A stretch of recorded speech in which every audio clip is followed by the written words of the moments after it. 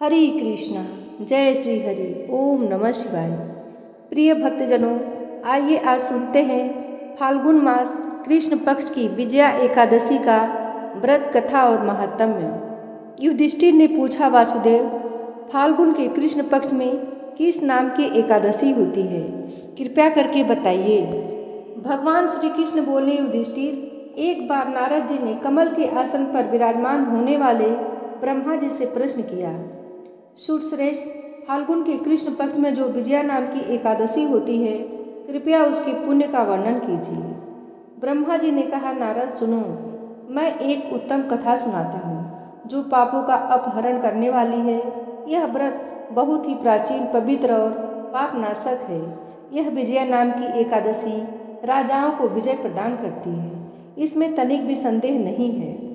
पूर्व काल की बात है, भगवान श्री रामचंद्र जी 14 वर्षों के लिए वन में गए और वहाँ पंचवटी में सीता तथा लक्ष्मण के साथ रहने लगे। वहाँ रहते समय रावण ने चपलतावश विजयात्मा श्री राम की तपस्विनी पत्नी सीता को हर लिया। उस दुख से श्री राम व्याकुल हो उठे। उस समय सीता की खोज करते हुए वे वन में घूमने लगे। कुछ दूर जाने पर उन्हें जटायु मिले, जिनकी आयु समाप्त हो चुकी थी। इसके बाद उन्होंने वन के भीतर कबंध नामक राक्षस का वध किया। फिर सुग्रीव के साथ उनकी मित्रता हुई। तत्पश्चात श्री राम के लिए वानरों की सेना एकत्रित हुई। हनुमान जी ने लंका के उद्यान में जाकर सीता जी का दर्शन किया और उन्हें श्री राम की चिन्ह स्वरूप मुद्रिका प्रदान की। यह उन्होंने महापुरुषार्थ का काम किया था। वहाँ से लौटकर वे श्री रामचंद्र से मिले और लंका का सारा समाचार उनसे निवेदन किया। हनुमान जी की बात सुनकर श्री राम ने सुग्रीव की अनुमति ले लंका को प्रस्थान करने का विचार किया और समुद्र के किनारे पहुंचकर उन्होंने लक्ष्मण से कहा, सुमित्रानंदन, किस पुण्य से इस समुद्र को पार किया जा सकता है? यह अत्यंत अगाध और भयंकर जल जंतुओं से भरा हुआ है। मुझे ऐसा कोई उपाय नहीं दिखाई देता जिससे इसको सुगमता से पार किया जा सके। लक्ष्मण बोले, महाराज, आप ही आदिदेव और महापुरुष पुरुषोत्तम हैं। आपसे क्या छिपा है? यहाँ द्वीप के भीतर वकलादभ्य नामक मुनि रहते हैं। यहाँ से आधे योजन की दूरी पर उनका आश्रम है। रघुनंदन, उन प्राचीन मुनीश्वर के पास जाकर उन्हीं से इसका उपाय पूछिए। लक्ष्मण की यह अत्यंत सुंदर बात सुनकर श्री रामचंद्र जी महामुनि वकदालभ्य से मिलने के लिए गए। वहां पहुंचकर उन्होंने मस्तक झुकाकर मुनि को प्रणाम किया। मुनि उनको देखते ही पहचान गए कि ये पुराण पुरुषोत्तम श्री राम हैं, जो किसी कारणवश मानव शरीर में अवतीर्ण हुए हैं। उनके आने से महर्षि को बड़ी प्रसन्नता हुई। उन्होंने पूछा, श्री राम, आपका कैसे यहाँ आगमन हुआ है?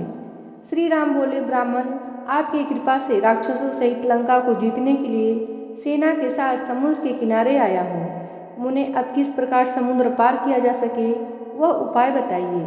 मुझ पर कृपा कीजिए। वक्तालभ्य ने कहा, श्री राम, फाल्गुन के कृष्ण पक्ष में जो विजया नाम की एकादशी होती है, उसका व्रत करने से आपकी विजय होगी। निश्चय ही आप अपनी वानर सेना के साथ समुद्र को पार कर लेंगे।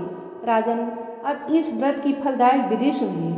दशमी का दिन आने पर एक कलश स्थापित करें। वह सोने, चांदी, तांबे अथवा मिट्टी का भी हो सकता है। उस कलश को जल से भरकर उसमें पल्लव डाल दें। उसके ऊपर भगवान नारायण के सुवर्णमय विग्रह की स्थापना करें। फिर एकादशी के दिन प्रातःकाल स्नान करें। कलश को पुनः स्थिरतापूर्वक स्थापित करें। माला, चंदन, सुपारी तथा नारियल आदि के द्वारा विशेष रूप से उसका पूजन करें। कलश के ऊपर सप्त धान्य और जौ रखें।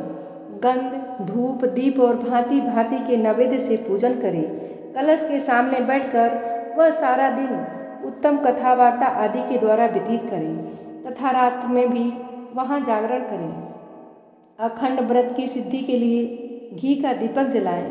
फिर द्वादशी के दिन सूर्योदय होने पर उस कलश को किसी जलाशय के समीप, नदी, झरने या पोखरे के तट पर ले जाकर स्थापित करें और उसकी विधिवत पूजा करके देव प्रतिमा सहित उस कलश को वेद वेत्ता ब्राह्मण के लिए दान कर दें। महाराज, कलश के साथ ही और भी बड़े बड़े दान देने चाहिए। श्री राम, आप अपने यूथपतियों के साथ इसी विधि से प्रयत्नपूर्वक विजया का व्रत कीजिए, इससे आपकी विजय होगी। ब्रह्मा जी कहते हैं, नारद, यह सुनकर श्री रामचंद्र ने मुनि के कथनानुसार उस समय विजया एकादशी का व्रत किया। उस व्रत के करने से श्री रामचंद्र जी विजयी हुए। उन्होंने संग्राम में रावण को मारा, लंका पर विजय पाई और सीता को प्राप्त किया। बेटा, जो मनुष्य इस विधि से व्रत करते हैं उन्हें इस लोक में विजय प्राप्त होती है और उनका परलोक भी अच्छे बना रहता है। भगवान श्री कृष्ण कहते हैं, युधिष्ठिर, इस कारण विजया एकादशी का व्रत करना चाहिए। इस प्रसंग को पढ़ने और सुनने से वाजपेयी यज्ञ का फल मिलता है। किसी समय की बात है, एक गांव में एक भाई बहन रहा करते थे। बहन का नियम था कि वह रोजाना अपने भाई के दर्शन करके उसी के बाद भोजन करती थी। तो इसी तरह दोनों भाई बहन बड़े हो गए और उनकी शादी कर दी गई। बहन अपनी ससुराल चली गई। अब वह वहाँ भी जल्दी जल्दी घर का काम करती और फिर अपना भाई का मुख देखने के लिए अपनी मायके आती।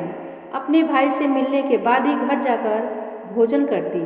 तो एक दिन रास्ते में एक पीपल के नीचे गणेश जी की मूर्ति रखी थी।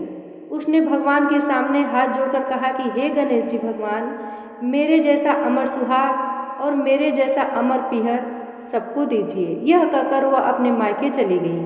अब उसका रोजाना का नियम था, वह 2 मिनट गणेश जी भगवान की मूर्ति के आगे रुकती और वही बात कहती और फिर अपने भाई से मिलने के लिए चली जाती।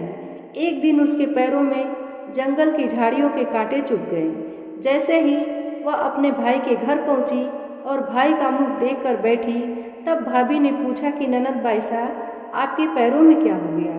तो वह कहने लगी कि भाभी, रास्ते में जंगल की झाड़ियों के कांटे गिरे थे, वह मेरे पाँव में चुभ गए। तो उनकी भाभी कहने लगी कि आपके पैरों में कितना घाव हो गया है। उसकी भाभी ने गर्म पानी लाकर उसके पैर धुले और फिर पट्टी बांधी, चाय पानी पिलाया और कुछ देर बातचीत करके जब उसकी ननद अपने घर चली गई तो उसकी भाभी पीछे से कहने लगी कि आप किस तरह के भाई हैं? अपनी बहन के पैरों की तरफ देखा है कभी?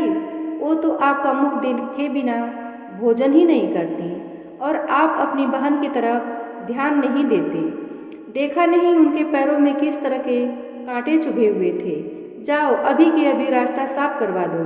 तो यह सुनकर उसे बड़ा ही दुख हुआ कि मेरी बहन मेरा मुख देखे बिना यहाँ तक आती है और मैंने कभी ध्यान नहीं दिया। वह किस तरह आती है, कितनी परेशानी होती होगी। तो अपनी पत्नी को कहने लगा कि मैं अभी जाता हूँ और सारा रास्ता साफ करके आता हूँ। तो वह कुल्हाड़ी लेकर गया और सारी झाड़ियाँ काट कर रास्ता साफ करवाकर रास्ते को फिर उसने ध्यान नहीं दिया और गणेश जी की मूर्ति को भी वहाँ से हटा दी। तो यह देखकर गणेश जी भगवान गुस्सा हो गए। जब वह घर आया तो उसकी तबीयत खराब हो गई और गणेश जी के प्रकोप से वह मृत्यु को प्राप्त हो गया। गांव के लोग इकट्ठा हो गए, अंतिम संस्कार की तैयारी करने लगे। तो उसकी पत्नी ने रोते हुए कहा कि भाई, आप लोग थोड़ी देर रुक जाइए, मेरी ननद आने वाली हैं, वह अपना भाई का चेहरा देखे बिना भोजन नहीं करती। तो गांव वाले कहने लगे कि आज तो अपने भाई का मुख देख लेगी, वह कल किसका मुख देखेगी। तो वह कहने लगी कि आज इनकी बहन को इनके दर्शन कर लेने दो, फिर आप ले जाना, यह उनका रोज का नियम है। तो गांव वाले उसकी बहन का इंतजार करने लगे। रोज की तरह बहन अपने भाई का मुख देखने के लिए जंगल के रास्ते से निकली। तो जंगल का रास्ता सारा साफ किया हुआ देखा। तो वह आगे बढ़ी तो उसने देखा कि सिद्धि विनायक भी वहाँ पर नहीं थे। तो वह सोचने लगे कि गणेश जी की मूर्ति कहाँ गई। तभी उसकी नज़र गणेश जी की मूर्ति पर पड़ी। तो उसने मूर्ति को उठाया और साफ करके वापस उसी जगह पर रख दिया और गणेश जी भगवान को प्रणाम करके कहने लगी कि हे गणेश जी भगवान, मेरे जैसा अमर सुहाग और मेरे जैसा अमर पीहर सबको देना। यह कहकर वह गई तो भगवान सोचने लगे कि अगर आज मैंने इसकी नहीं सुनी तो मेरी कौन मानेगा, कौन मुझे पूजने आएगा। मैंने तो इसके भाई के प्राण हर लिए हैं। तो सिद्धि विनायक ने उसे आवाज़ दी कि बेटी, इस खेजड़ी की 7 पत्तियां तोड़कर ले जा और उसे कच्चे दूध में घोलकर तुम्हारे भाई के ऊपर छींटा मार देना। तो वह उठकर बैठ जाएगा। तो यह आवाज़ सुनकर बहन पीछे मुड़ी तो पीछे कोई न था। तो वह सोचने लगी कि कौन था, कौन मुझे आवाज़ दे रहा था। कोई बात नहीं, जैसा सुना है वैसा कर लेती हूँ। तो उसने रास्ते में खेजड़ी की 7 पत्तियाँ तोड़ी और अपनी चुनरी के पल्ले में बांध ली और अपने भाई के घर पहुँच गई। वहाँ जाकर देखा तो खूब सारे लोग इकट्ठा होकर बैठे थे। भाभी रो रही थी और भाई की लाश रखी हुई थी। तो यह देखकर उसे बहुत दुख हुआ। फिर उसे पत्तियों वाली बात याद आई। तो जैसे उसने सुना था उसी तरह उसने दूध में उन पत्तियों को घोलकर अपने भाई के ऊपर छींटा दिया। तो उसका भाई तो उठकर बैठ गया और कहने लगा कि बहन, आज तो मुझे बहुत गहरी नींद आई। तो अपने भाई की बात सुनकर उसकी बहन कहने लगी कि भैया, ऐसी गहरी नींद तो किसी दुश्मन को भी ना आए। यह कहते हुए उसने सारी बात अपने भाई को बता दी। तो यह सुनकर उसके भैया और भाभी बहुत ही खुश हुए और गांव वालों से कहने लगे कि यह गणेश जी महाराज की कृपा है। गांव वाले भी यह जानकर बड़ी हैरान हुए। सारे कहने लगे कि बहन में सत्य था जो उसने अपने भाई को मौत के मुंह से वापस निकाल लिया। और सारे गणेश जी भगवान का जयकारा लगाने लगे। गणेश जी भगवान जैसे अपने उस लड़के की भाई की रक्षा की, वैसे सभी बहनों के भाइयों की रक्षा करना और उनका अमर पीहर और अमर सुहाग बनाए रखना।